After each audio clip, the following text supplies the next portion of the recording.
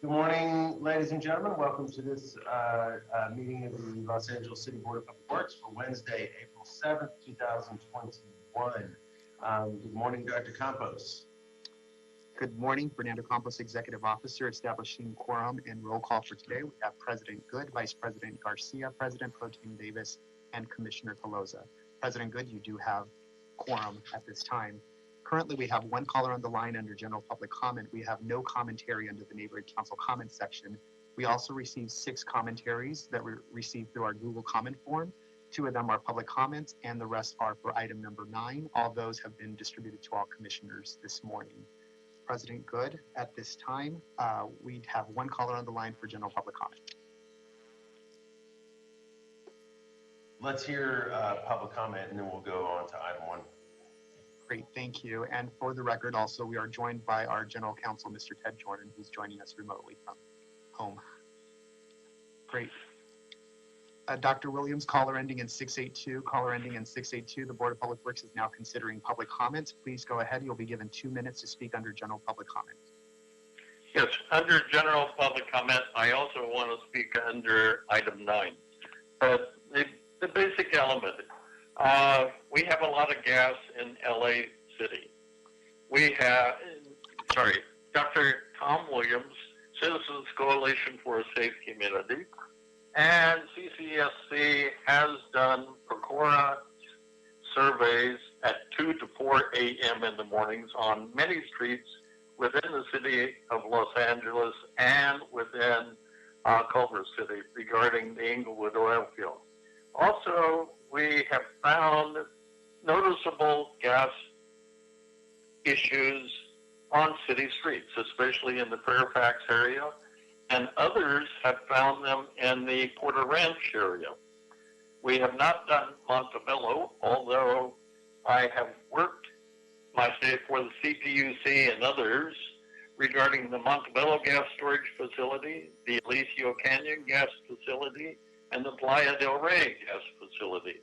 I'm quite concerned regarding all 3 of these gas storage facilities because we got the Montebello one closed down because they had lied to the CPUC and had bought 15 houses rather than plugging the wells under the houses. We had problems in Alicio Canyon that, they falsified a record and submitted it for over 30 years to the CPUC and to CalGEM regarding the subsurface blowout preventer at the blowout well, the world's largest known blowout of a gas storage well.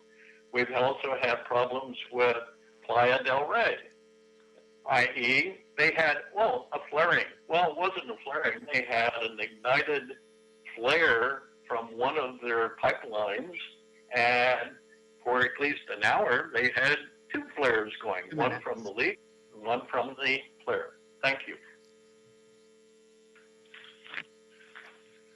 Thank you, Dr. Williams. Welcome, everybody. Hello, Vice President Garcia. Hello, Commissioner Caloza, President Pro Tem Davis. Yes. Mr. Jordan. Good morning, everybody. Let's jump into, we'll take the minutes from Friday, March 19th, 2021. So first item of business, do I have a second to my motion to approve the minutes from Friday, March 19th? So moved. Thank you, President Pro Tem Davis. Any concerns or objections, Commissioner Caloza or Vice President Garcia? None for me. All right, hearing no concerns or objections, the minutes from Friday, March 19th are adopted and approved forthwith. That brings us to item 1. Item 1 is receipt of bids for 2 different projects, and Kumi is with me here to receive the bids. Thank you.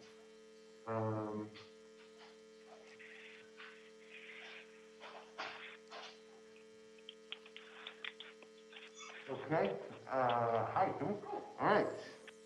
Here we go. Item 1, bids for Active Transportation Program Cycle 2, Oil Heights Pedestrian Linkages Project Federal project number ATPL-5006848, work order E700238F, estimated cost or value of the project $3,248,837, and the project will take place in CD 14. Rich Campos is also now joined, and we will hear the bids.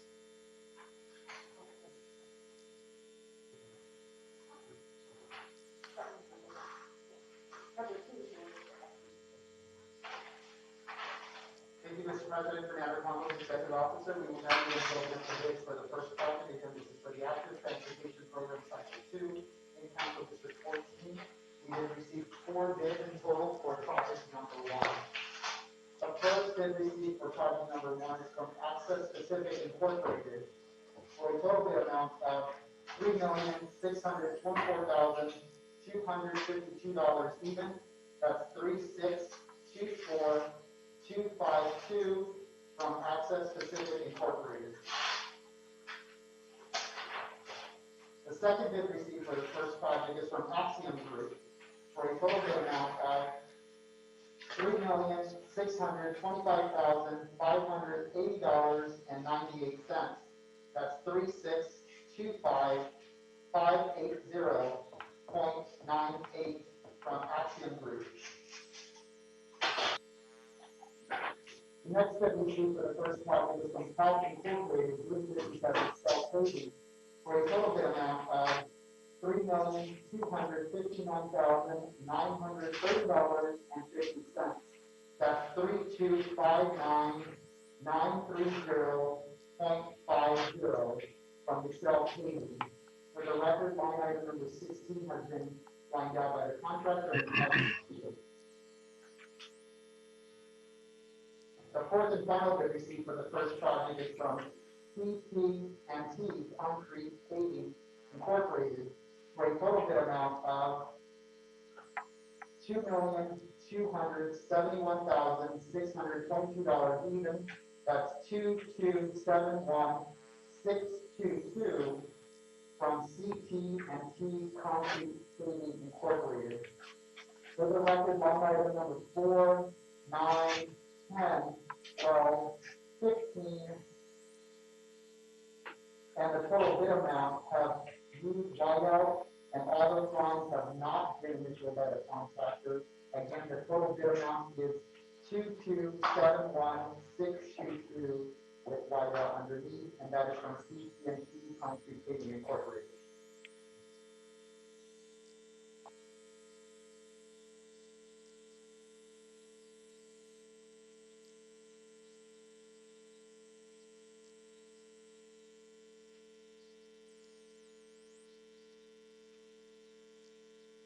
All right, thank you, Dr. Campos.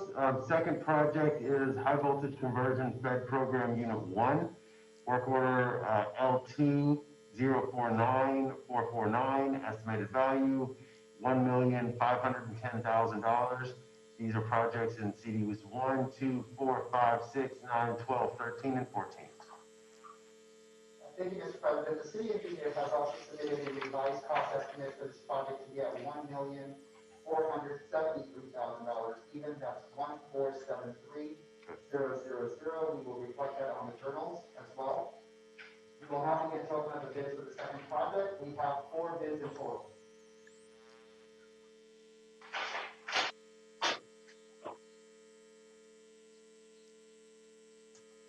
The first bid for the second project is from Servitech Electric Incorporated for a total bid amount of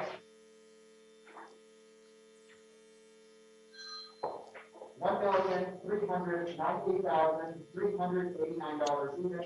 That's 1398389 from Servitech Electric Incorporated. Second bid received for the second project is from International Line Builders Incorporated, doing business as ILB Electric, for a total bid amount of $1,351,443 even. That's 1351443 from ILB Electric. The third bid received for the second project is from Crosstown Electrical and Data Incorporated for a total bid amount of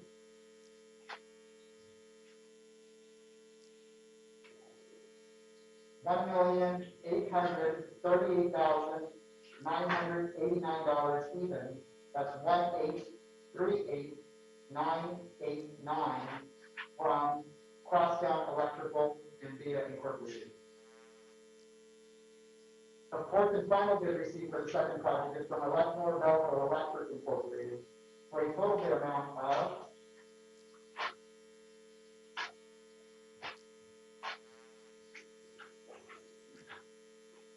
$1,613,428 even. That's 1613428 from Electmore Belco Electric Incorporated.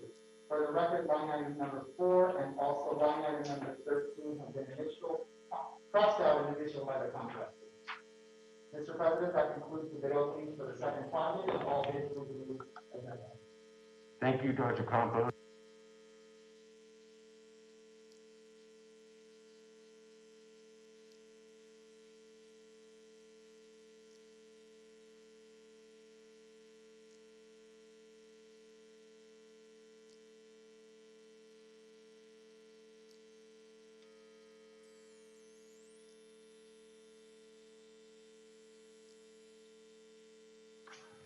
All right, thank you, Kumi. Thank you, Dr. Campos.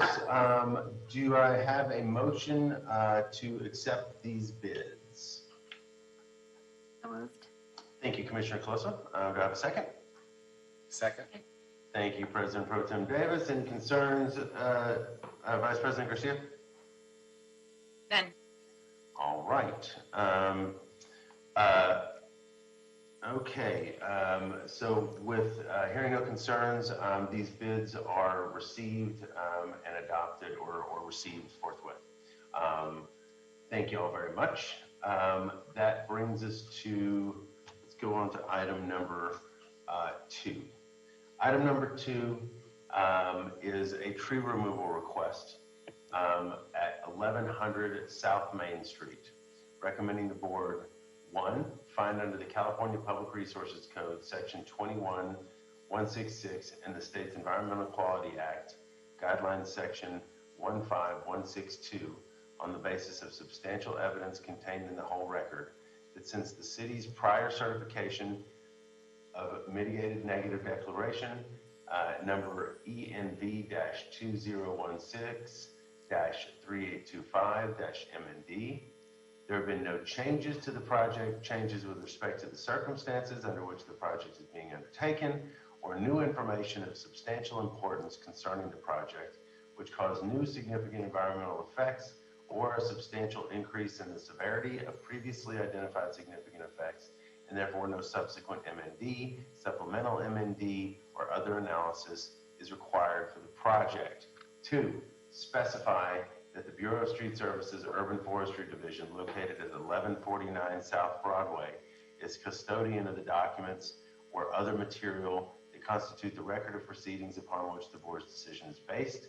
3, approve the request for a fee permit for the removal of 4 Canary Island pine trees.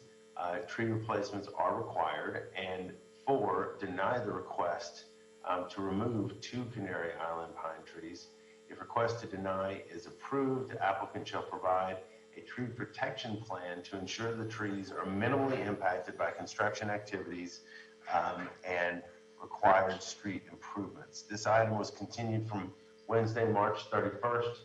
Our original agenda item was on Wednesday, March 17th, 2021.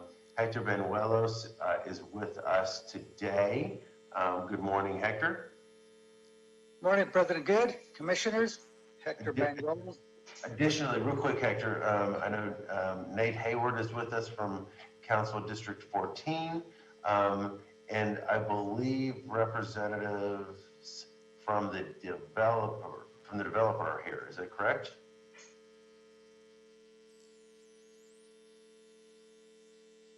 Do we have anyone from the actual project? President Good, this is Fernando Campos, Executive Officer. I do not believe I have the developer on the line, or at least none have identified themselves as the developer. Okay, I believe they're getting on. Let's do this. Let's, Mr. Hayward, do you want to check in and see if we can get, if the developer is going to join? Yeah, absolutely. All right. Let's go ahead. How don't we do this? Dr. Campos, can we move?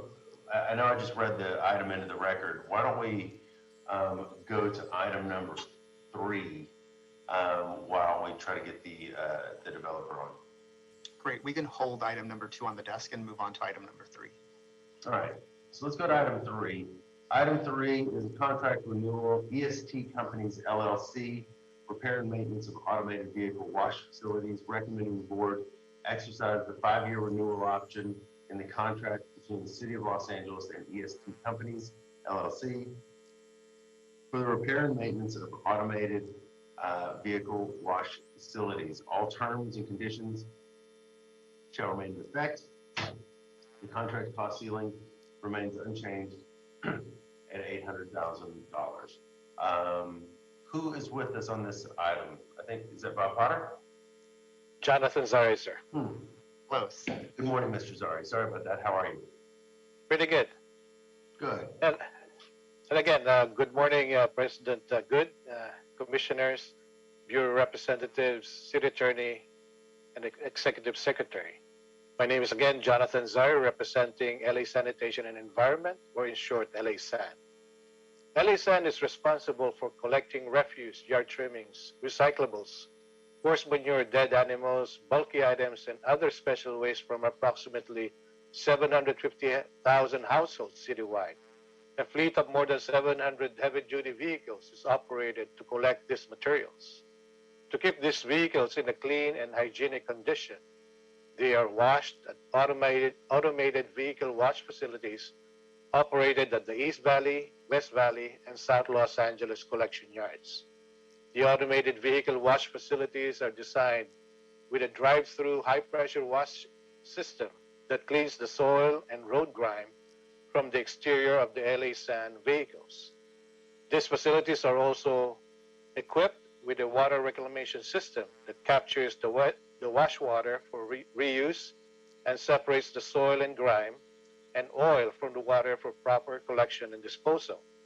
Since these facilities are expected to be kept clean, to be kept operational on a daily basis, regular maintenance must be provided to avoid disruption in washing operations.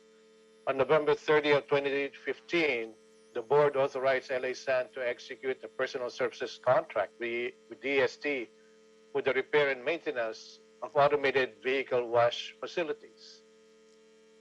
On June 15, 2016, the City Council authorized the board to execute the contract with DST. So this contract, C128194, was executed on September 13, 2016, was for a term for 5 years and 1 5-year renewal option, which we are here today to request the board for authorization. The scope of this agreement authorizes EST to continue providing repair and maintenance services for LA SAN's automated vehicle wash facilities at East Valley, West Valley, and South Los Angeles collection yards. As mentioned, the cost ceiling of this contract is $800,000, remains the same, and does not change by exercising this 5-year renewal option.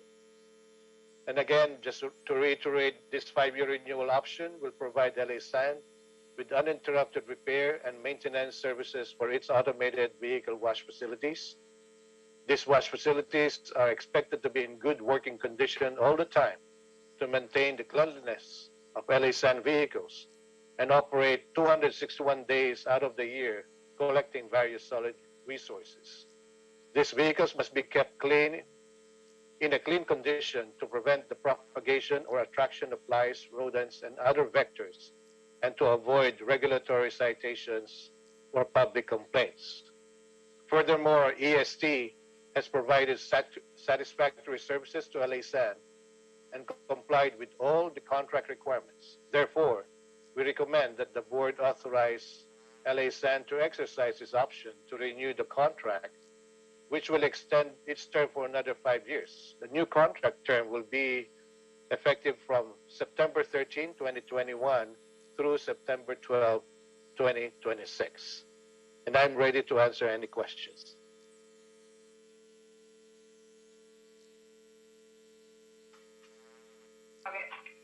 Thank you, Mr. Zari. So colleagues, I appreciate that. Colleagues, do we have any questions? I'll start with Vice President Garcia. Thank you, President Good. Good morning to everyone. Mr. Sari, thank you for your report. I don't have any questions at this time. Okay, thank you, Vice President Garcia. President Pro Tem Davis.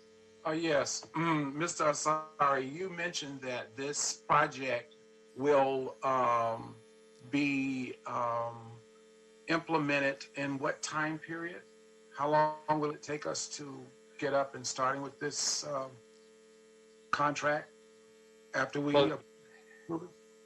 Yes, this contract basically is a renewal contract. The new term will start from September 13, 2021 through September 12, 2026. Okay. Okay, so it's a 5-year and then an additional 5-year renewal after that. Is that correct? Or this is the renewal. This is the renewal. This Yes. is the renewal. And so we've used this before, and what is the performance on the past implementation of using this service? They have been excellent providing the services for the repair and maintenance of our truck wash facilities. So we have no problems with them continuing with the service. All right, thank you. Appreciate it. Thank you. Thank you, President Pro Tem Davis. Commissioner Colosa. Thank you, President Good.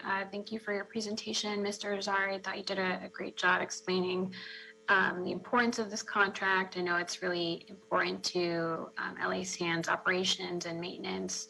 I just had a few follow-up questions.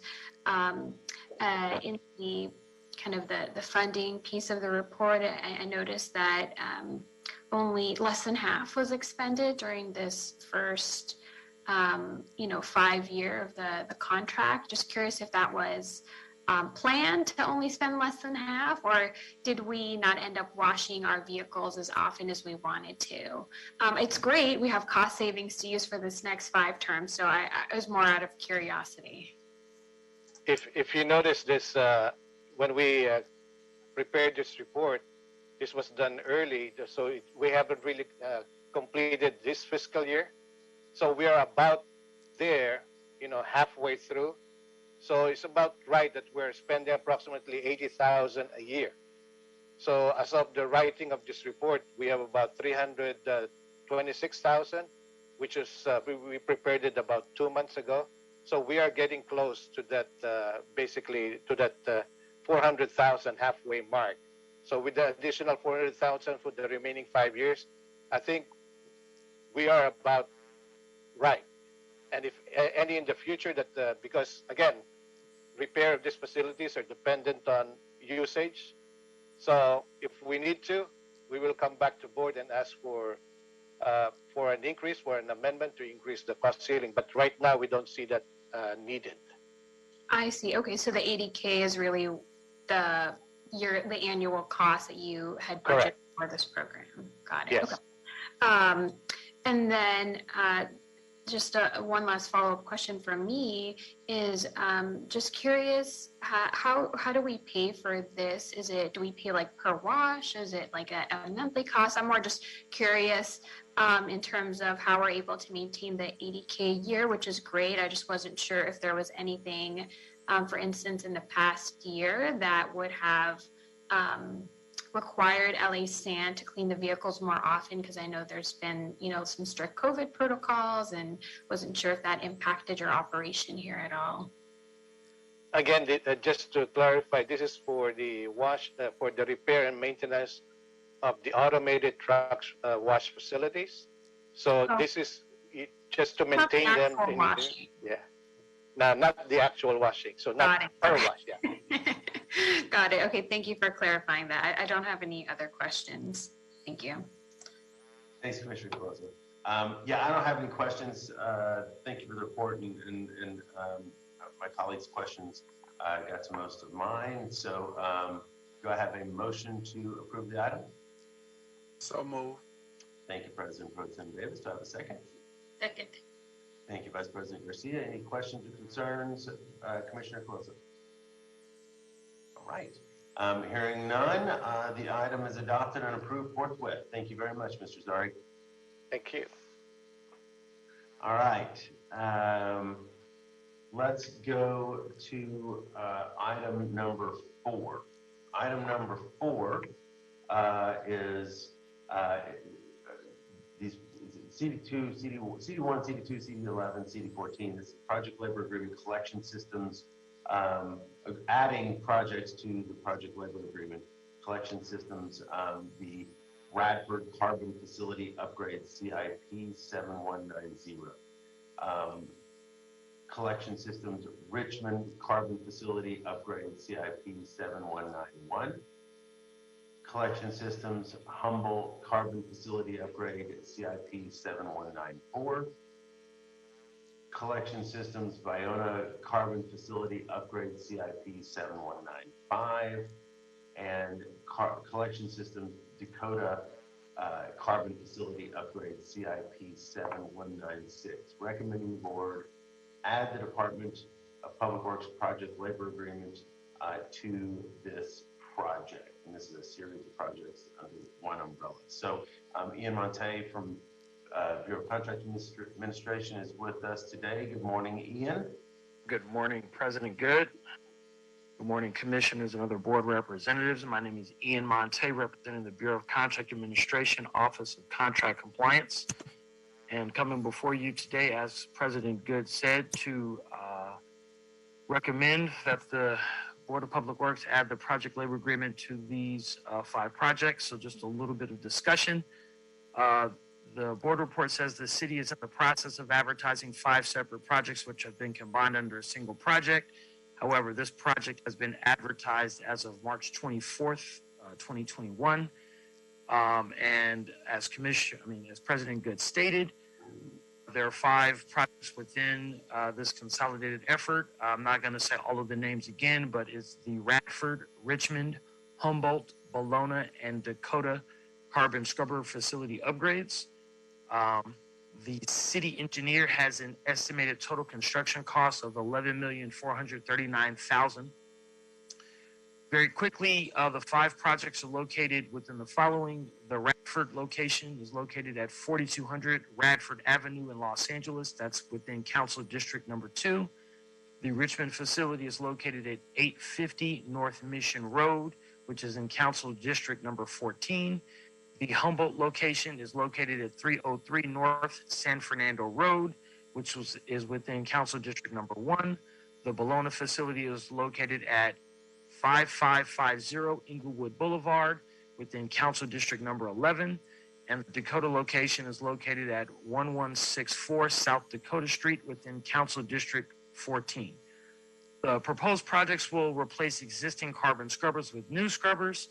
Each of the scrubbers are engineered, factory fabricated systems designed for capacities respective of each site's requirements, complete with mist eliminator, degreaser, media containment vessel, centrifugal fan with enclosure, carbon media, exhaust stack, interconnecting ductwork, fan control panel, and other minor appurtenances, for a complete operating system. As has been stated many times, the Department of Public Works Project Labor Agreement and Public Infrastructure Stabilization policies provide numerous benefits to the city for these construction and public works projects. PLA will help ensure that quality work is done properly without costly corrections. It would also provide that work is done safely while providing skilled access to skilled workers with a commitment to training. And the PLA will also help facilitate an orderly settlement of labor disputes and grievances without strikes, work stoppages, or lockouts of any kind. Based on previous and current projects that have been completed, the past projects have created an average of 13 jobs per $1 million of project cost. Based on this average, the combined collection systems carbon scrubber facility upgrade projects could generate approximately 149 jobs and career opportunities. And of course, the Bureau of Contract Administration serves as the designated administrative agency of the project labor agreement, and we track all of the targeted local hire metrics, including local residents, local apprentices, and transitional workers. And I'm available for any questions after, of course, making, again, the recommendation that the Department of Public Works, Board of Public Works, rather, adds the Department of Public Works project labor agreement to this combined project. Thank you, Ian. Appreciate that very much. Let's open it up for questions. President Pro Tem Davis.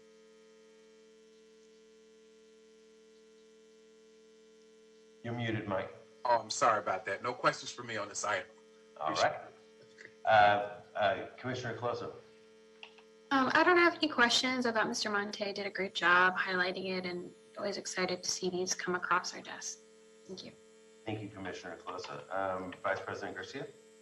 Thank you, President Good. Ian, good report again. I appreciate the fact that we're adding 149 new jobs. Let me ask you a question.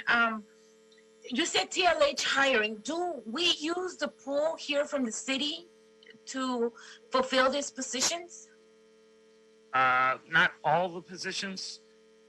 So when we're counting jobs, these are the number of job opportunities, but the PLA focuses on hours worked.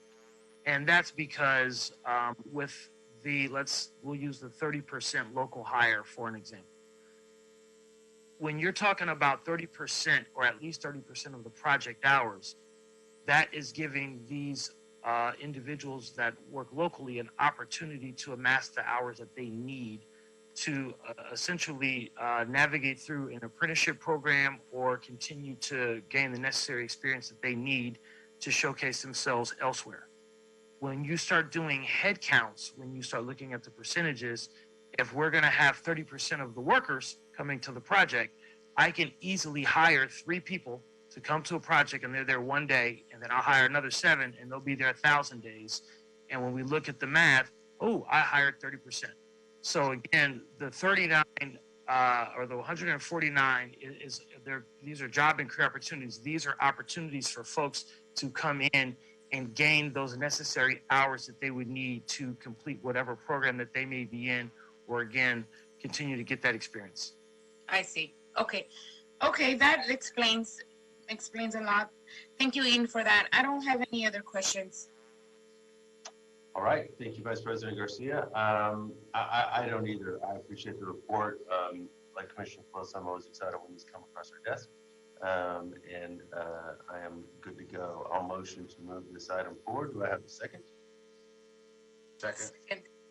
Thank you, President Pro Tem Davis with a second. Any follow-up questions or concerns, Commissioner Close or Vice President Garcia?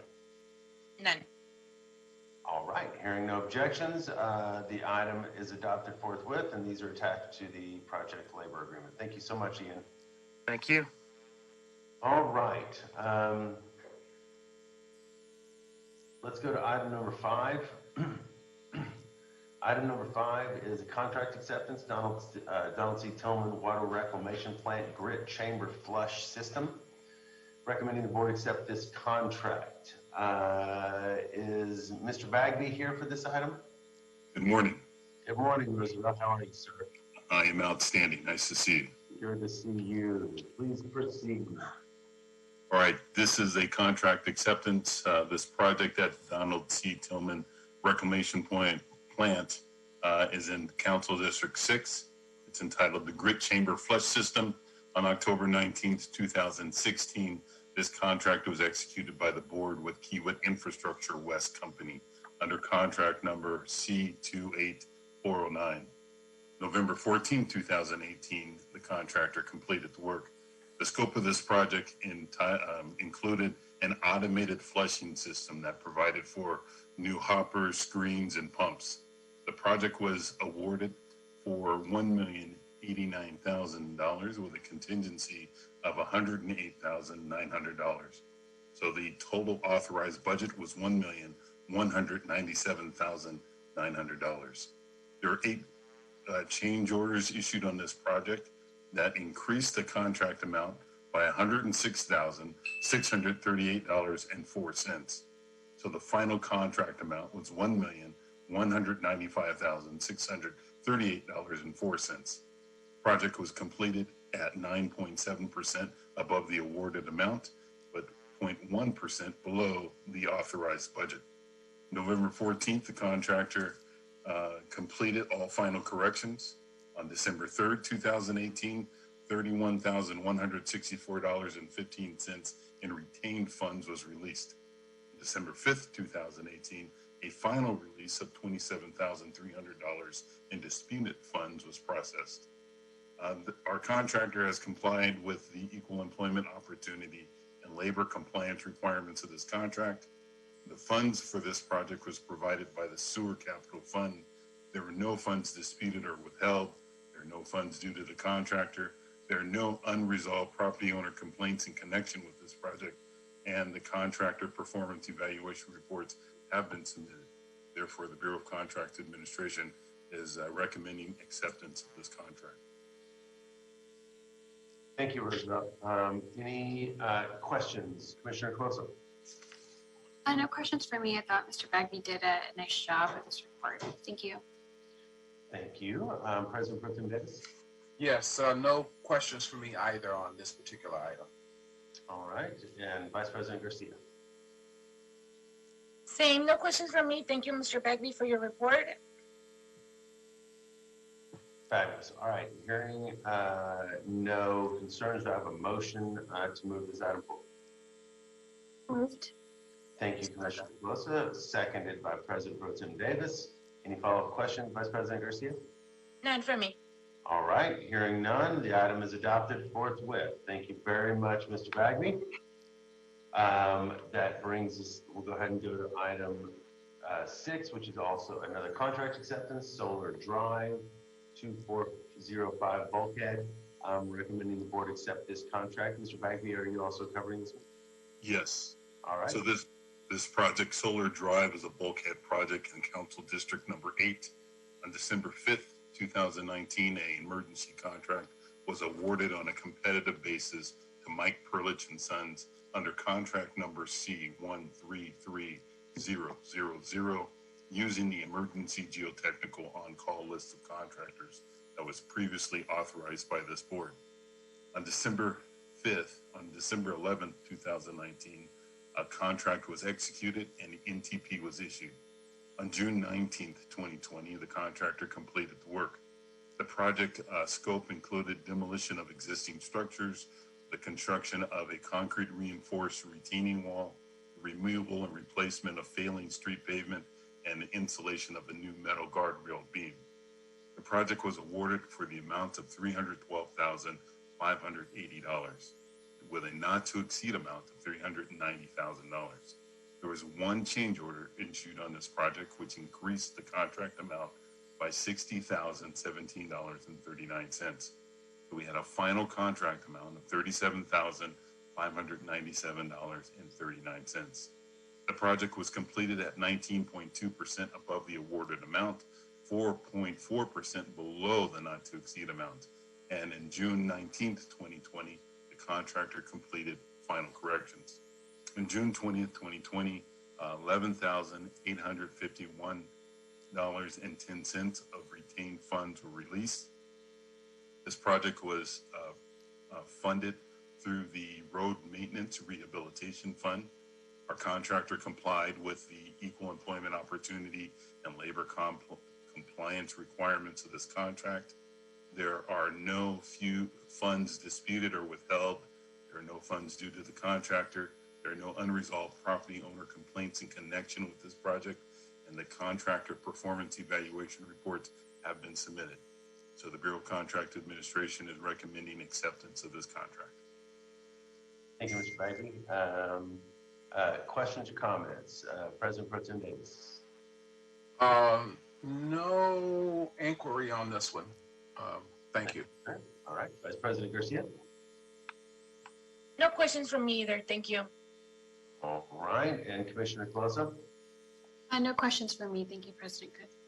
All right, I'll motion to move this item forward. Do I have a second? Second. Thank you, President Pro Tem Davis. Any follow-up questions, Vice President Garcia or Commissioner Closa? None. All right. Hearing no objections or follow-up questions, the item is adopted forthwith. Thank you, Mr. Bagby. And on to our last contract acceptance, item number 7, contract acceptance, Descanso Drive at West Sunset Boulevard street reconstruction, excuse me. I'm recommending the board accept this contract. Mr. Bagby? Yes, this project, the Descanso Drive at West Sunset Boulevard, is in Council District 13. On April 13th, an emergency contract was awarded on a competitive basis to Environmental Construction Incorporated under contract number C131192, using the emergency geotechnical on-call list of contractors previously authorized by this board. On April 30th, 2018, a contract was executed and a notice to proceed was issued. On July 21st, 2020, the contractor completed the work.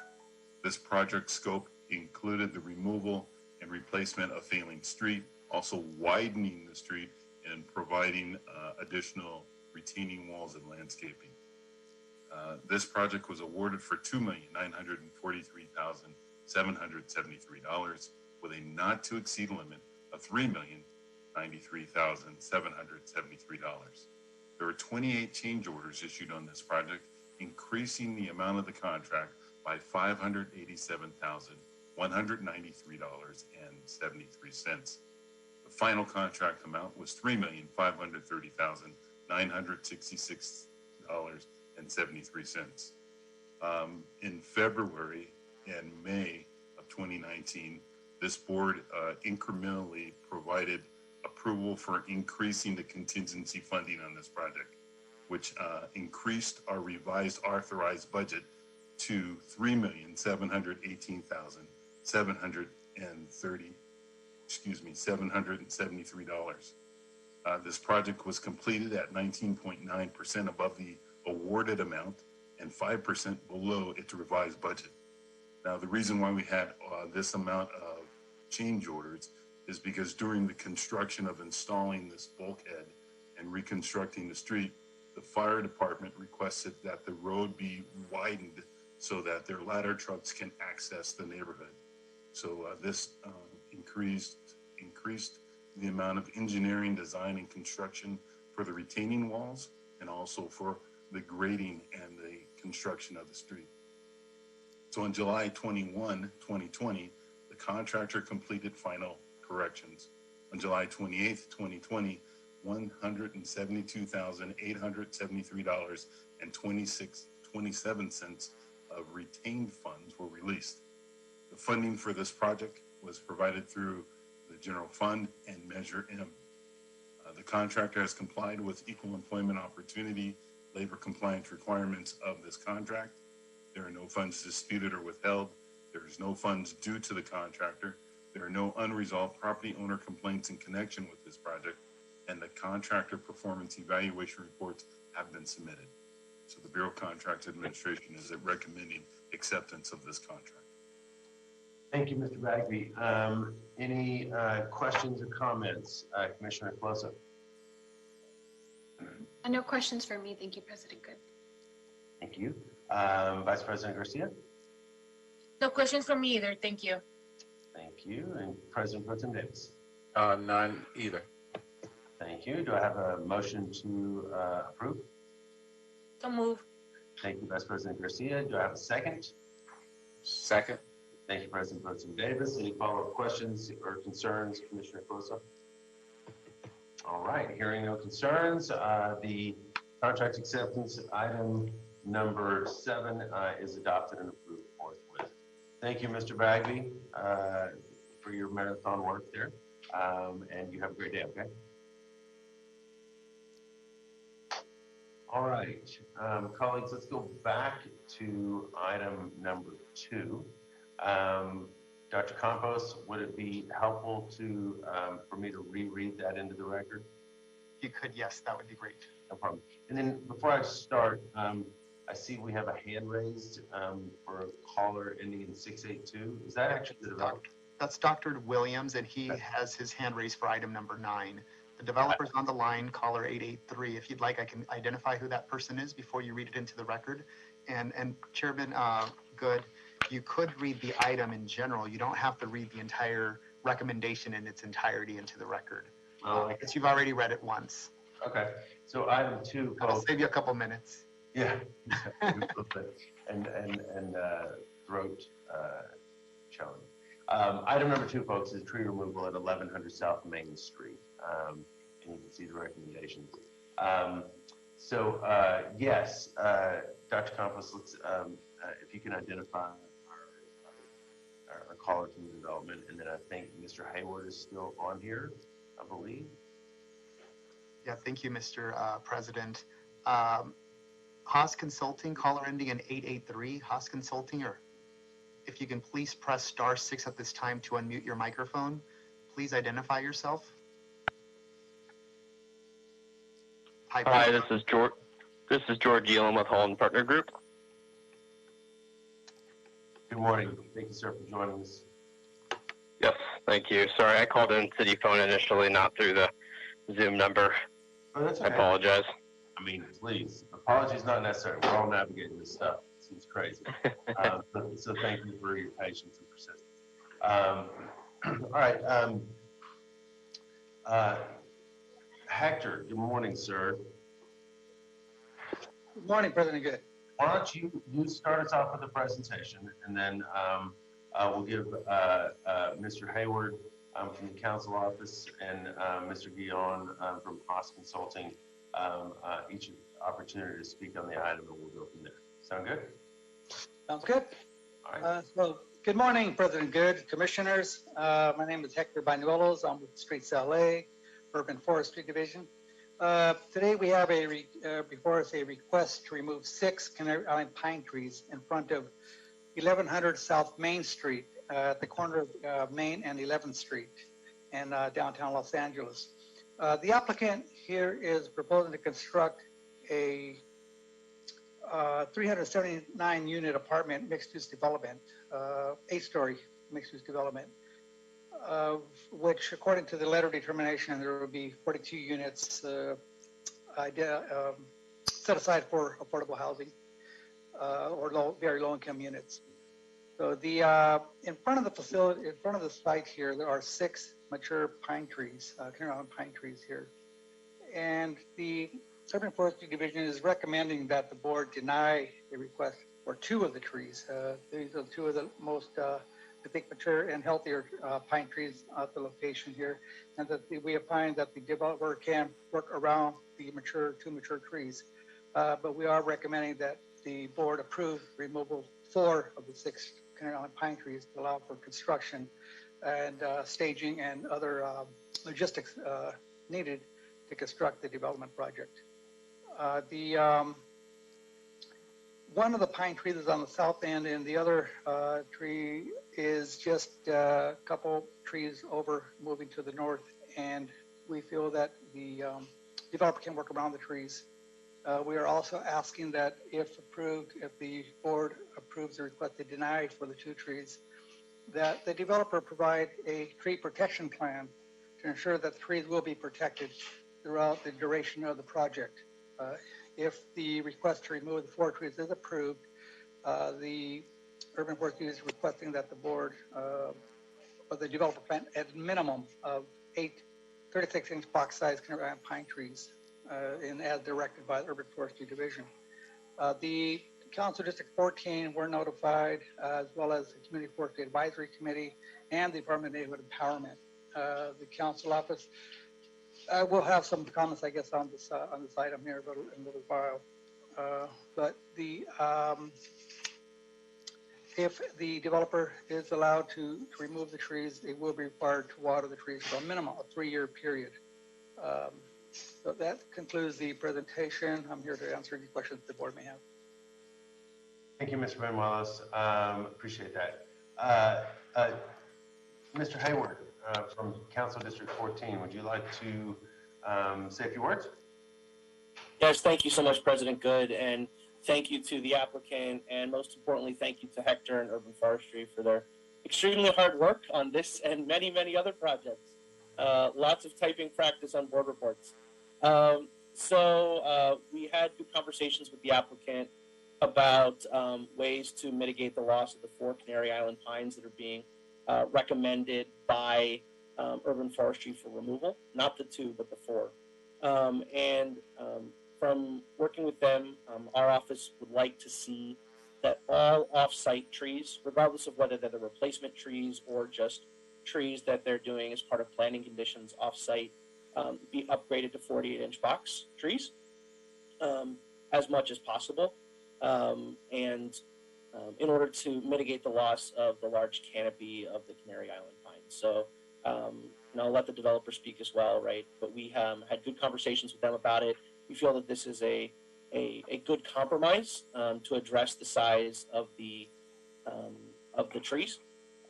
And we are also working with the developer on ways to address mobilization issues through traffic control plans in order to preserve the 2 trees that they had wanted to remove but were denied by recommended for denial. So we found a good workaround in order to save trees that we can save, right? So and allow for the construction of the affordable housing to go forward. So we'd like to see that. We hope to have that added to the recommendations, and we thank you for your time. Thank you very much, Nate. Appreciate that. Mr. Guillaume from Haas Consulting, would you like to say a few words?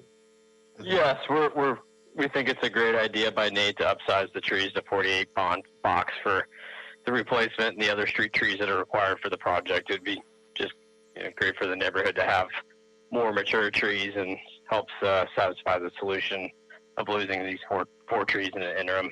So we're very supportive of Nate's recommendation and happy to do it. Okay, so I'll open it up. Thank you very much, Mr. Young, and I'll open it up to my colleagues, and then we'll I've got a couple of questions as well. President Davis, would you like to start us off? Do you have any questions? Yeah, I don't have any questions, observations. I appreciate the solution that Nate has recommended, and certainly I also appreciate the agreement between both of the parties and obviously support it. So thank you, Mr. President. Thank you. Commissioner Closa? Thank you, President Good. Yeah, I just had a quick question. I was just noticing in some of the materials in the board report, maybe this is a question for either the applicant or Mr. Benuelos, is that it's the total number of trees in the original tree removal permit. Was it 7 trees originally? Yes, it was originally to remove all 7 that's on Main Street, and we're proposing keeping 2 of the trees and then replacing the others with 48-inch box size and a 2-to-1 ratio. Okay. Commissioner, for clarification, one of the trees has already been removed, and according to the report materials that I saw, was removed by city forces.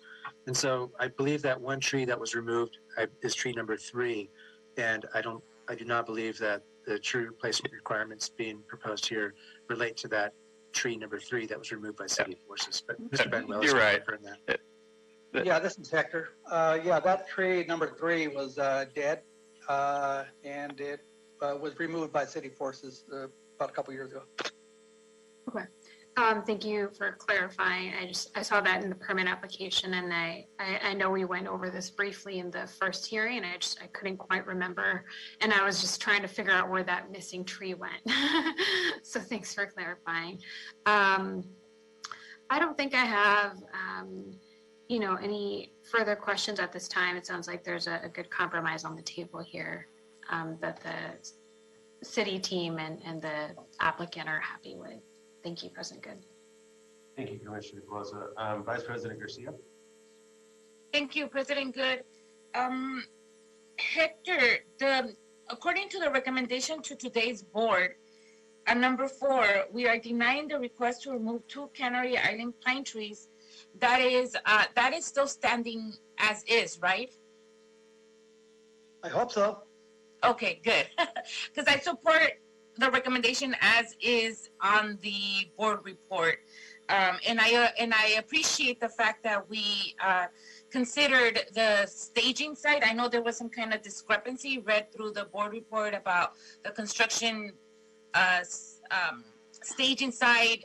And so I know that we made an effort to preserve those trees that were only going to be in the staging site. And I thank the developer for working around that. Am I correct in saying that? Yes. The division met with the developer at least twice in discussing the needs to remove the trees and how they can work around them. And we came up, and the division is the opinion that the developer can work around at least the 2 trees there, be able to access and logistically support physical support for the all the apparatus and the materials there to construct the building. I appreciate that very much. And I also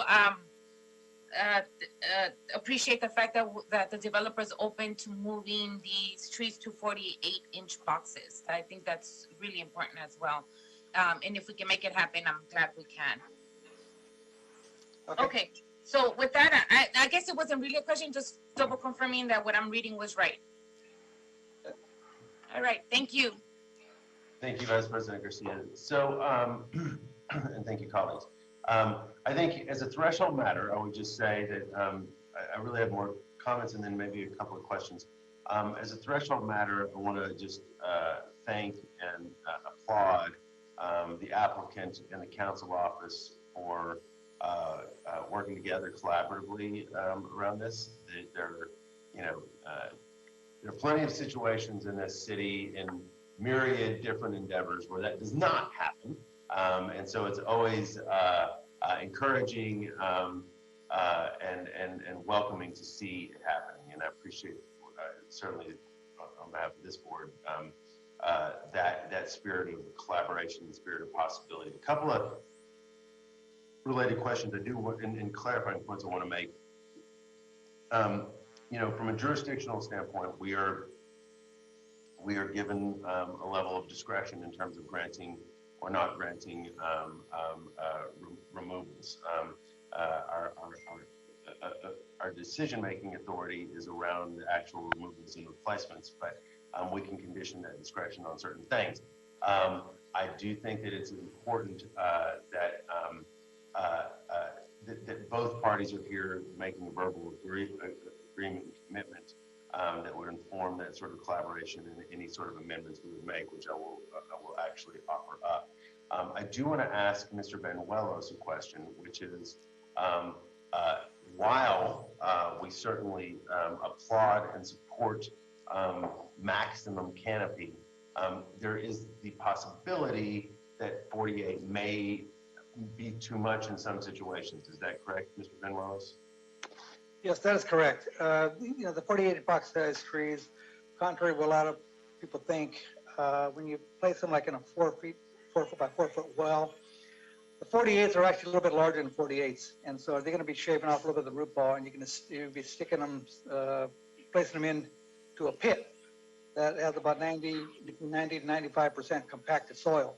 And so essentially you're going to be basically placing a containerized tree in a container. And so roots really are not going to have much room really to grow outside of it once they hit that compacted soil.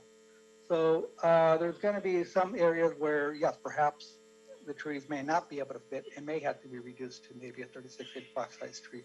We also have the issues of underground infrastructure that may obstruct also the depth of the root ball of a 48-inch box size trees. So yeah, there's some things to consider outside of just putting a large tree into a small hole.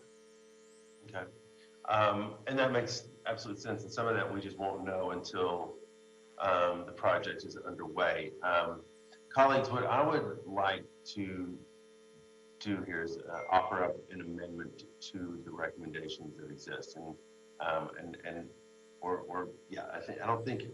feel like on the traffic mitigation piece, there's agreement between CD14 and the applicant to work together on that. So we don't necessarily need to memorialize that in on this item. What I would like to do is offer an amendment to the report that would require replacement trees and help me with the language, Dr. Campos and Mr. Jordan, that would require that replacement trees and other trees in the spirit of aesthetic conformity are up to 48 inches, subject to approval by Streets LA. So basically, you're all going to be collaborating some more, working together on this. Dr. Campos, does that make sense? Mr. Jordan, any comment on the conformity of that amendment? Thank you, Mr. Chair. Yes, that does make sense. The proposed amendment is to change the condition on page number 2 of the report to read, the applicant shall plant a minimal of 8, up to 48-inch box size, subject to approval by Streets LA, Canary Island pines, trees along Main Street, period. So the first sentence under the condition would be the modified sentence, changing the condition on page number 2. Okay. So again, it would be up to 48-inch box size, subject to approval by Streets LA, Canary Island pine. And there are more trees, the applicant is contemplating more trees around the project, right, on Main Street and 11th Street, is that correct? Yeah, let me jump in here. So according to the materials before you, based on the requirements of other sections of the municipal code, 1221, require the developer here will be planting, as far as I can tell, 95 trees. And so the council office talked about off-site trees, and the developer was agreeing to that. So, Mr. President, when you said other trees, I believe you mean off-site trees. And presumably, when we talk about off-site trees, we're talking about trees that will be planted within the public right-of-way. But I think there should be clarity on that. We can't just say other trees, given the magnitude of the trees. And the tree requirement, the 95 trees comes out of the requirement that there be 1 tree for every 4 residential units. So given the 379 residential units, that comes out to be 95 trees or so. So I think what you mean is the off-site trees that the council office was referring to. That's exactly right. And again, with the contingency that they're subject to Streets LA approval. So there's these feasibility issues regarding whether you can actually physically put a 48-inch box tree into a tree well that's in the public right of way. Yeah. And so that feasibility determination, I think what you're suggesting is should be a determination made by the Urban Forestry Division. Yes. So if it is feasible, the 48-inch box tree goes in. If it's not feasible, it doesn't. Yeah. In which case we should make sure it's understood what tree would go in place of the 48-inch tree, which I think, I don't have the report in front of me, I think it was a 36-inch. 36-inch, yeah.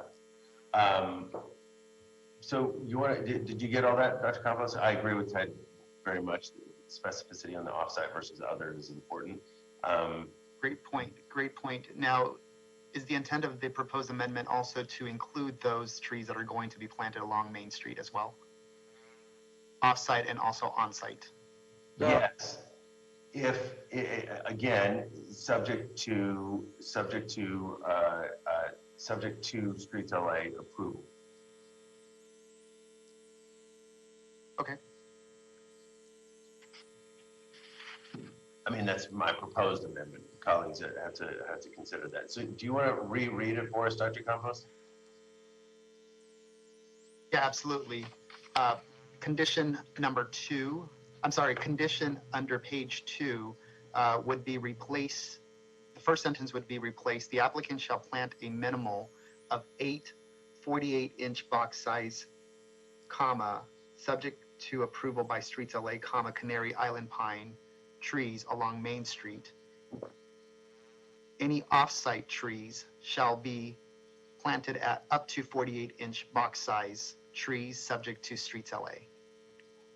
Period. So that would replace the first sentence under page 2 under the conditions paragraph. So then and I apologize for, I want to be crystal clear here, everybody. One, I mean, this is about a goal. A goal is that the trees will be as substantial as possible, contingent on the viability thereof. In terms of offset, or offsite, we're actually not just talking then about right there around the building. Is that correct? Is that, when we're talking about offsite, we're talking about all 95 trees? No, I think it's, I believe that a bunch. May I chime in here? Yeah, because Nate froze for one thing. Nate, you're frozen, so try to check back in, man. And you look very concerned. Go ahead, Hector, while we get Nate back. Yeah, well, the 95 tree, that's a Department of City Planning condition. Right. Per units, right? So the Urban Forestry Division doesn't uphold those conditions. That's Right. Some of the trees they're fitting on site, and some of the ones they can't put on. Okay, Nate, you came in quickly. Hold for a second, try to jump back on. There we go. So Hector, if you will continue, and then Nate, and then Mr. Young. Hector, you there? Yeah, I'm here, yeah. Okay, yeah, so those 95 trees that I'm hearing about, though, that's what the condition from Department of City Planning, and not with Urban Forestry. So I'm not sure exactly how city planning is doing that, but the Urban Forestry usually does not get involved with that, because we just don't have the capacity to go out looking for trees for city planning of these conditions. In the 48-inch box trees we're agreeing to are the ones that are off the project site and city property. We will not be able to do 48-inch box trees on the actual building. It's just the weight of those things will be way too large to handle on a concrete podium and a wood structure. So I just want to make sure that's clear, the two distinctions. The 48-inch that we're agreeing to is for all off-site on city properties. In the public right around them. Yes. Right. And right. To Hector's point, we don't have the jurisdiction around the 95 issue anyway. So what we're talking about is off-site public right-of-way trees at the project.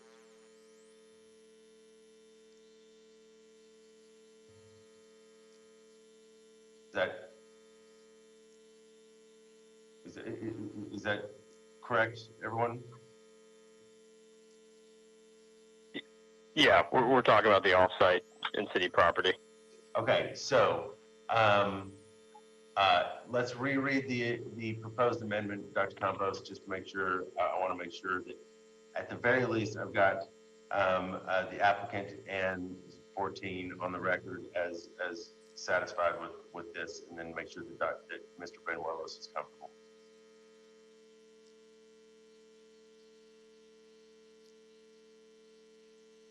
Trees are always fun. Give me 1 second, I'm just writing this down.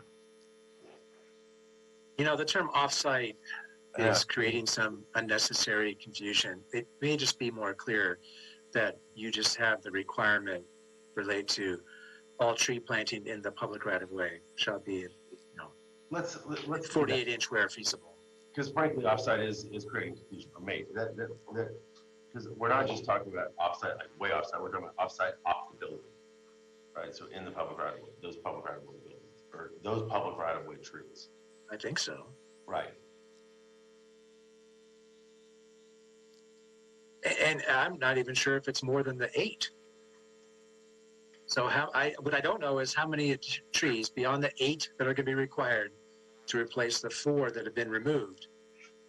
Are there more than just the 8 trees going in the public right of way?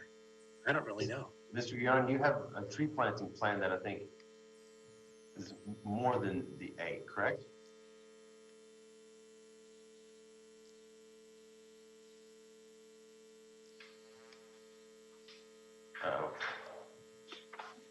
Hello, President Good, would you like me to respond to the tree planting plan? Yeah, there was a tree planting plan submitted with the documents on trans number 11. The plans identify 18 replacement trees if all the trees were removed. The trees look pretty spaced pretty close together. I don't think they're going to make 18 trees. Even if all the trees are removed, I don't think there's enough room there for the 18. However, there's probably the room there for probably at least 10, probably at least 12 replacement trees around the property. And so even given that the 2 trees are to remain. And so that if they can plant 12, that's basically a 3-to-1 replacement ratio, but the 4 trees are removed.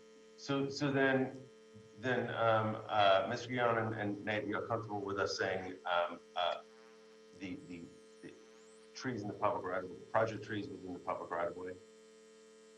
Yeah, I would echo our city attorney's language on it and just say trees planted in the public right of way shall be, up to 48-inch pending urban forestry or streets LA approval of feasibility, something like that. And Mr. Guillon, are you comfortable? Are you in agreement with that condition?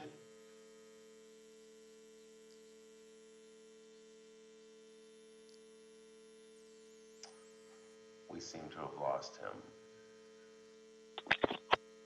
Yes, I'm agreeable. Sorry. I thought you said young. My last name's Elam. I thought you said young if you were referring to someone else. Oh, sorry about that. You're not. All right. Forgive me about saying it. Yeah, I'm agreeable to this.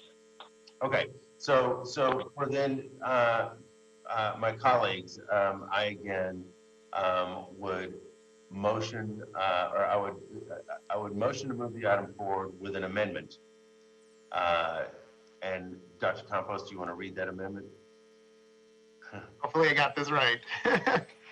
So we're not touching the trees along Main Street, at least as written in the condition. It would be a new condition at the end of the first paragraph under the condition.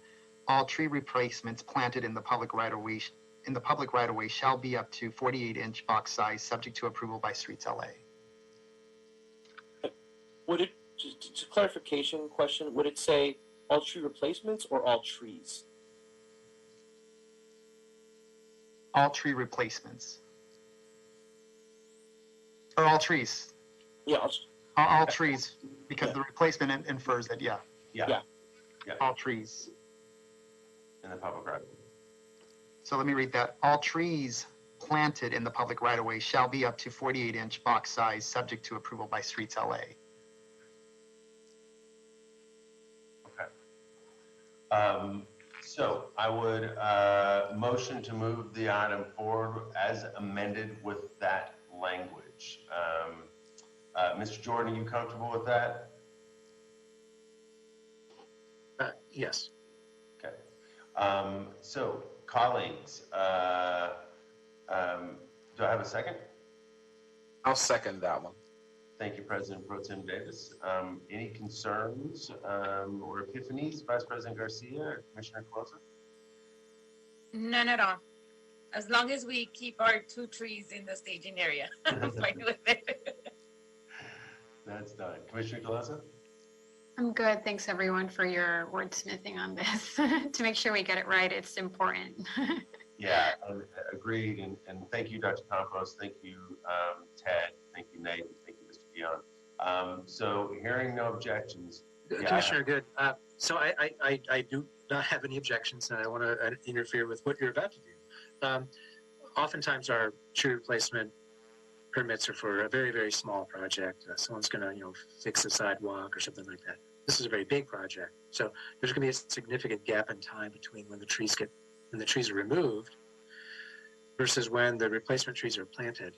I just want to make sure that there's no issue with the way we issue our permits to account for that gap in time. Because in the past, I recall there being an issue on a completely different project where the permit or the code or something was dictating that replacement trees have to be done within a certain amount of time of the removal. And obviously that would really not be feasible here if there is a strict time limit. So I would assume that in the issuance of the permit, Urban Forestry Streets LA would,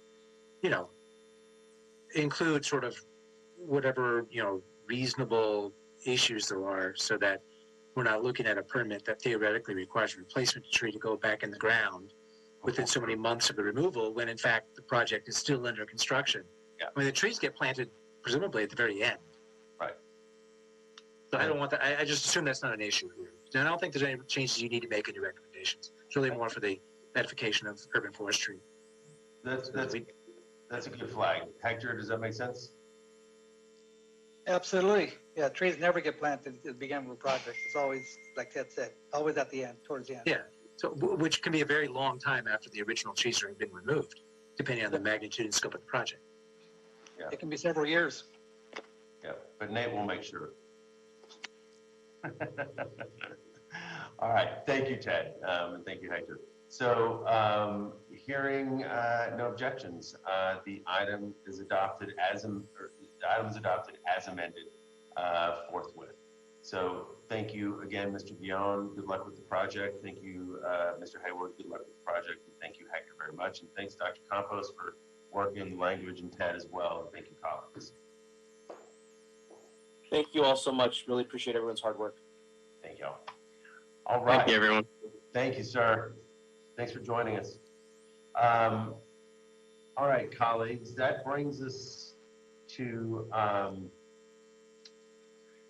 item number 8. Item number 8 is specifications submitted for board adoption and authorization to advertise for the invitation of bids. In other words, we're going to allow for the solicitation of bids on this project. It's a project in CD 3, 5, 11, and 12. This is West Side Mobility Phase 2, CD 5, West Side Traffic Signal Improvements and Warner Center Project. Work order E1908861. Estimated value of the project, $5,084,771. Bid receipt date, May 12, 2021. Do I have a motion to approve solicitation of bids on this project? So moved. Thank you, Vice President Garcia. Do I have a second? A second. Thank you, Commissioner Calosa. Any concerns, President Pro Tem Davis? None, no concerns. All right, hearing no concerns, the item is adopted forthwith, and we can get that solicitation out. All right, that brings us to item number 9. Item number 9 is communication from the mayor's office. The mayor has exempted the Board of Public Works proposed contract to conduct a valuation study and analysis of the Southern California Gas Franchise Public Right-of-Way value from the June 24, 2020 cost containment measures. Dr. Campos, anything you want to say on this one? Thank you, Mr. President. Fernando Campos, Executive Officer. No, this is a communication item, administrative item coming back from the mayor's office authorizing the president or 2 members of the board to execute the contract. Public commentary has been discussed and your board has deliberated on this item. So it's an administrative item recommending to receive the item. Great. And I think Dr. Williams wanted to say something on this. You are correct. You are correct. And if we also have Ms. Erica Blythe, or our interim Patroma administrator, should the board have any questions. Dr. Williams, caller ending in 682, caller ending in 682. The board is now considering item number 9. If you can please press Number 9. Please go ahead. You have 2 minutes. Okay. Dr. Tom Williams, Citizens Coalition for a Safe Community. And I do have some experience with Southern California Gas Company, having worked with the CPUC on the Montebello and Playa del Rey facilities. And we found in general that, yeah, if you're going to give them a franchise, make sure that it does not put the public at risk. Because the Alicio Canyon, the Montebello, and the Playa del Rey show that Southern California Gas Company has submitted fraudulent documents without, I say, clarifying the issues and without external review. In Montebello, they have 15 houses that they had bought with repairs funds in order to avoid spending a lot more money on sealing the wells that they were blowing out. In Alicio Canyon, they falsified records from the subsurface shut-off valve that were removed in 1979, and they were still reported as being present in 2015. In Playa del Rey, they said, oh no, there was only one flare, and they did not allow the LA Fire Department to go on site because that would have required an incident report. I trust LA Fire Department a lot more than Southern California Gas Company. So I'd highly recommend that as part of the franchise, you include a review, a technical review and risk management review of all of the transmission pipelines, say larger than 8-inch diameter. So make it work safely, because we have seen that the streets leak gas. And where does the gas come from? The oil field and gas company. So that is my recommendation. So please enforce what you do. Thank you. Thank you, Dr. Wood. Colleagues, any questions on this item? President Pro Tem Davis? No inquiries for me on this item. All right. Vice President Garcia? No questions from me either. Thank you. All right. Commissioner Closa? I'm good on this one, thank you. All right. Thank you, Ms. Blyther, for joining us. All right. Hearing no questions, I'll motion. Do we need to vote on this? Yes. Do we, Dr. Campos? Yes, please. Yeah. Okay. I'll motion to move the item forward. Do I have a second? Second. Thank you, President Pro Tem, or thank you again, Vice President Garcia. Any follow-up questions, Dr. Davis or Commissioner Closa? All right.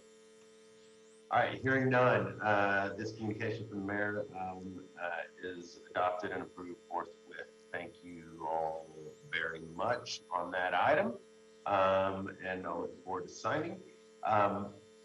That brings us to item number 10, and I see Ms. Wiles on the screen. Good morning, Seppi. Good morning, President Good and Commissioners. Fernando, when you're ready. Thank you. Calendar year 2020 Utility Contractor Performance Report in the Bureau of Contracts Administration. All yours, Ms. Wiles. Okay, I'm just waiting for Fernando to present the report for this morning. Okay. It'd be coming up, Safi. Okay.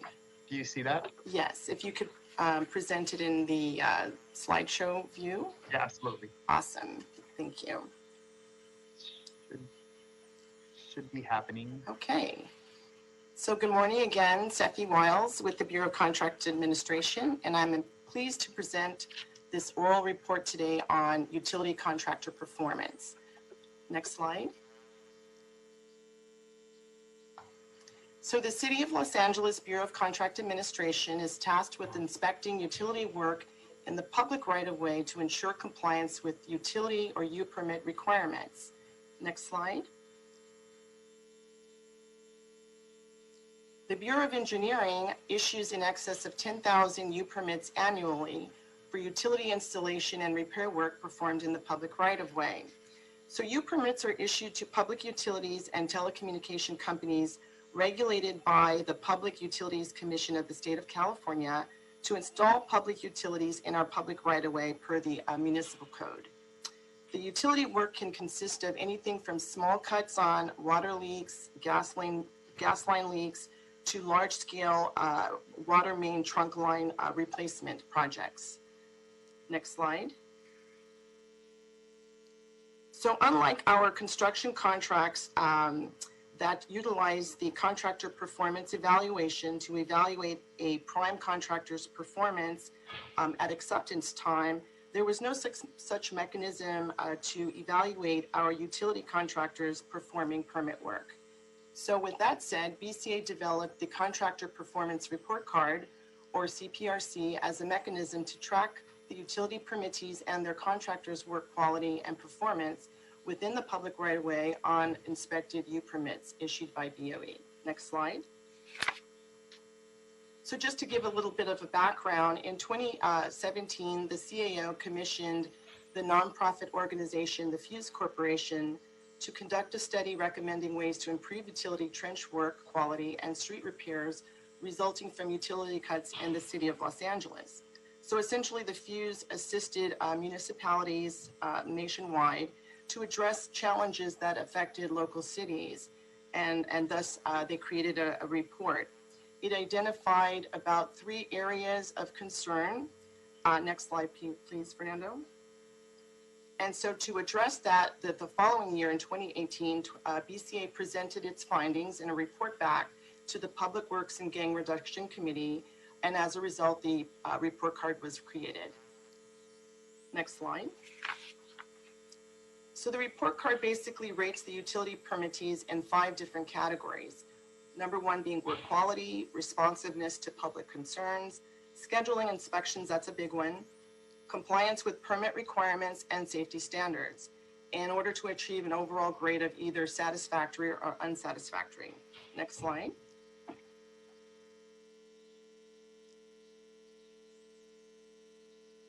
I don't know if you can see that next slide there. It's a copy of the actual report.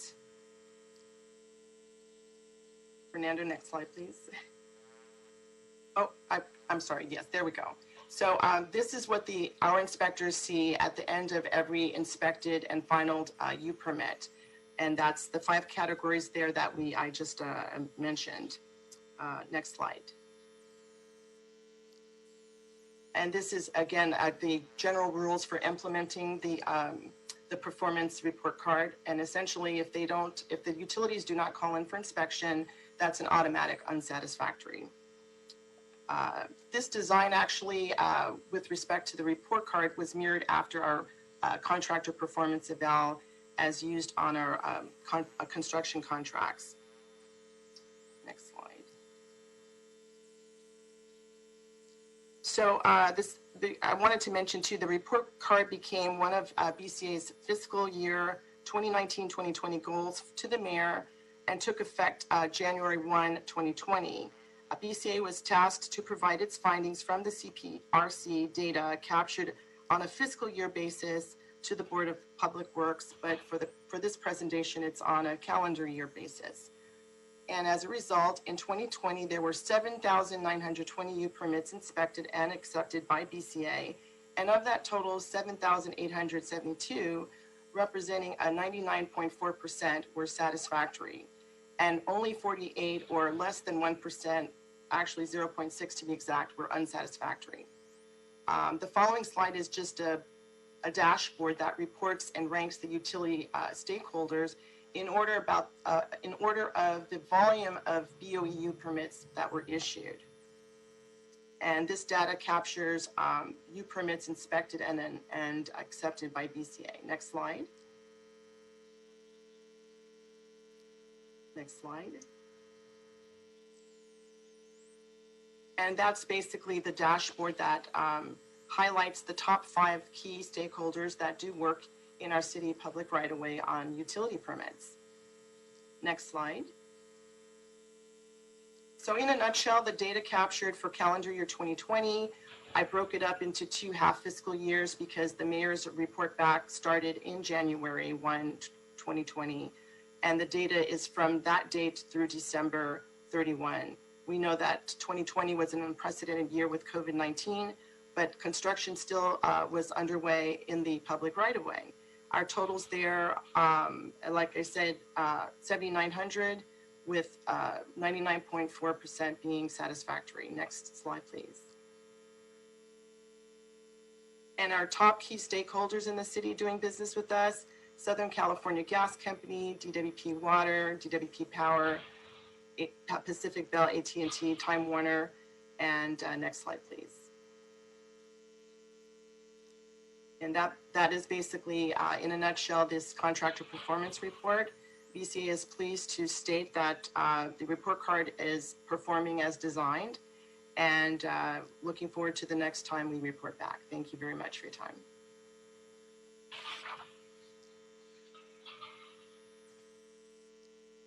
Thank you, Ms. Wiles. All right, that was really helpful. Appreciate that. Colleagues, we'll open it up for questions. Commissioner Colosa?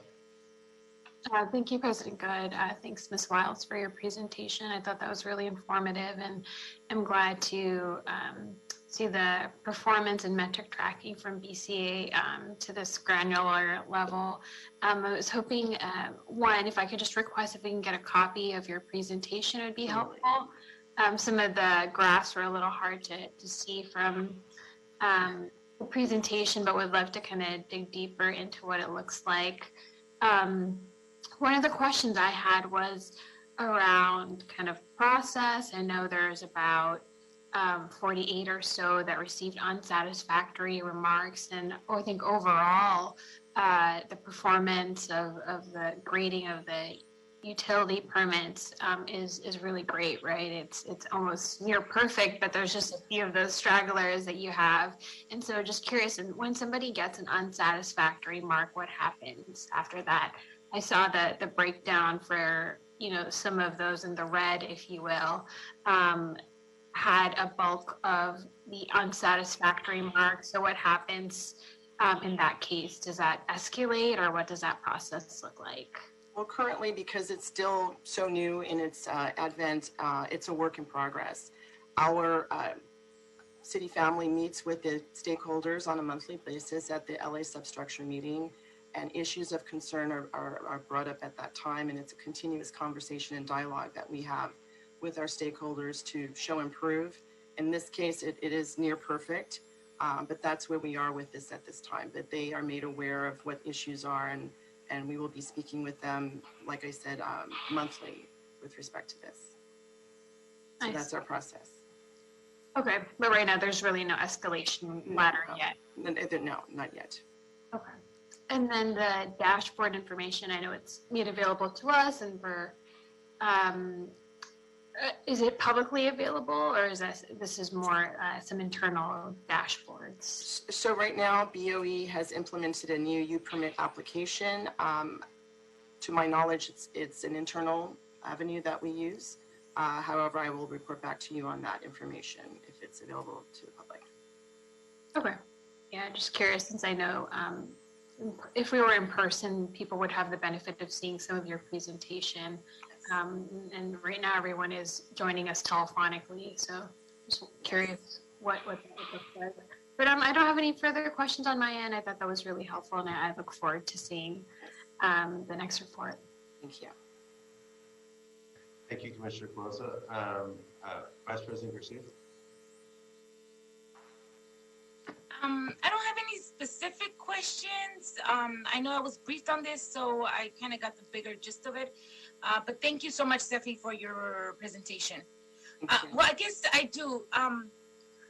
Moving forward, there's a metric now, or there's a checklist or something that that you guys have put together now that will be implemented in their performance, right? Correct. Okay. And who would be overseeing that piece of it? Our agency, BCA. Okay. Specifically your department, Steffi? Our bureau, yes. Mm-hmm. Okay, got it. I mean, not your department, I mean your division. Yes, no worries. Okay, that's what I meant to say. That's all. I guess I did have a question. Thank you. Thanks, Vice President Garcia. President Pro Tem Davis. Yes, I just basically thank you for the report, Steffi, and I think that the report card as a tool is very effective, and in terms of what we've been able to discover, that the underperformers were at 6%, which is certainly reasonable in terms of running the entire system. And so the lion's share of those participating and doing business with us are performing successfully.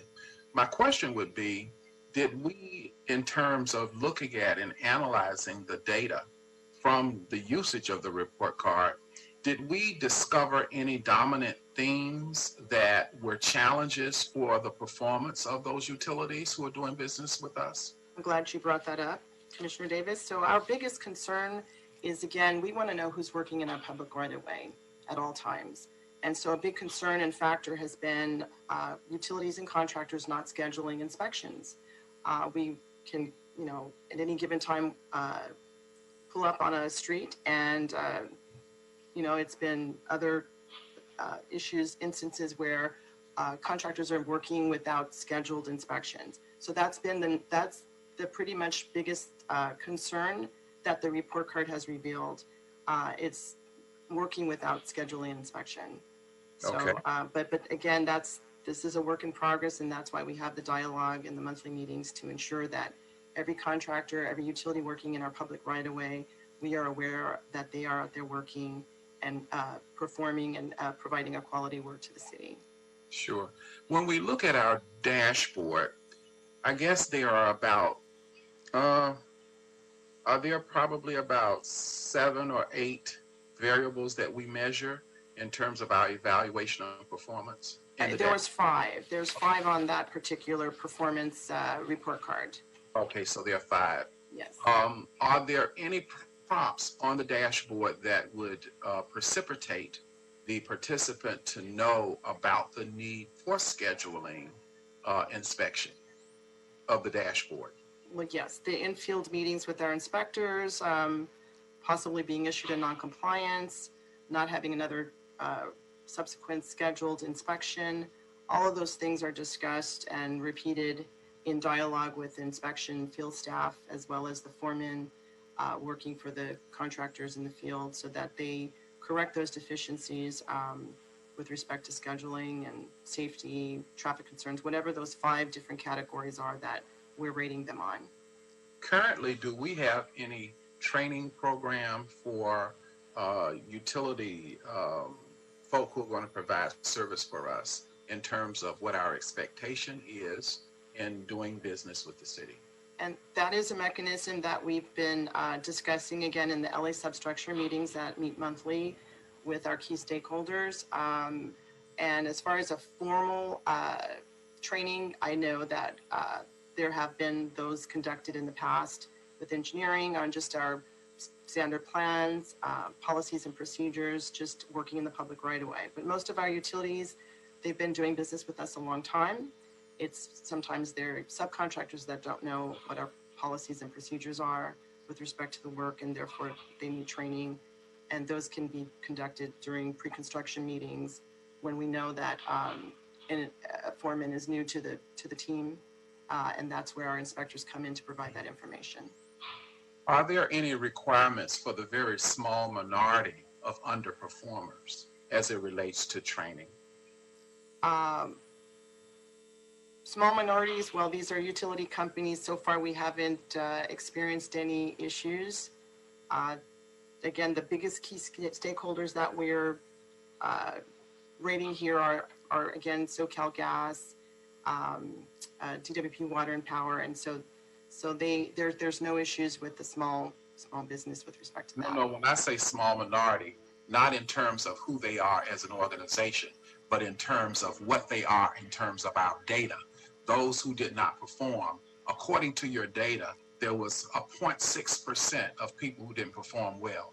The data minority, not the organizational minority. Okay. So then those 0.6% individuals who did not perform well with us, what is our requirement of that small group of people who didn't perform well? I won't use the difficult term of minority. Yes, it's a continued dialogue with respect to, again, scheduling inspection, having those friendly reminders about the work in the public right of way. So it's still a work in progress. This is our first year with collecting the data, and we'll have subsequent discussions with our stakeholders to improve those issues and provide training.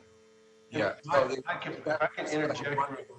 I wondered if there was a need for that group to compel them for that, but at the same time, it appears to me that the tasks are being performed very successfully. Absolutely. So it may not be needed yet, but I would think in the future that there might be a possibility for those small minority. Yes. Right. So thank you for that. Yes. To be clear, though, it's actually not even 6%. It's 0.06. 0.6%. 0.6. Yeah. Less than 1%. Less than 1%. Right. And Sefi, because I very much get Mike's point. It's like, what do we do to correct where people are not performing? But I'm assuming, of the 48, that could easily be a scenario, just hypothetically, where company X has 199 positive report card scores on 199 projects, and then one project ends up getting unsatisfactory. Is that's absolutely correct. Like considering again, the dashboard reflects the volume of work. So in the totality, it's not even directly proportional that if you've got so many thousands of permits inspected, there will be that. I mean, everyone is performing under 1% of unsatisfactory. So to BCA, that's an excellent record at this time for all of our key stakeholders. So we'll just continue to have improvements for those areas in that 0.6% minority. And presumptively looking for patterns, right? Absolutely. And again, the number one theme is the scheduling inspections, again, the rollover with foremen and the resources that our utilities provide, that it always lends for that curve of learning with those new staff that come on board. And just for the, I mean, I think we all know the answer, but just I think it's important for the record and for the public to be clear on that. Even that 0.06, less than 1% of unsatisfactories, that's not unsafe. Those are not, unsatisfactory does not equate into unsafe. That is unsatisfactory in terms of compliance with our regulations. If something is deemed unsafe, it's not going to get unsatisfactory or satisfactory. It's not going to get. Right, there's other mechanisms for that. Right. But we do take that into consideration in the sense that if there's a traffic control plan that's not being implemented, yes. I saw Mr. Jordan's hand go up.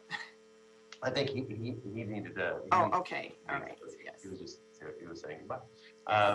Okay, so that's really helpful, Seffi, appreciate that. And between Mike and Jessica and Ada, I think all my questions are answered, and your briefing was really good. So I don't have any additional questions. Anybody else have anything else for Ms. Wiles? That's it. All right, thank you. This is a great report to see. Thank you for that report. You have a great rest of your week, okay? Likewise, thank you all. All right, thank you. Dr. Campos, I believe that clears the decks, no? That's correct. You are clear. All right. Okay, folks, thank you all so much. The meeting is officially adjourned. You'll have great days. Thank you. Thank you. Bye, everybody. Bye.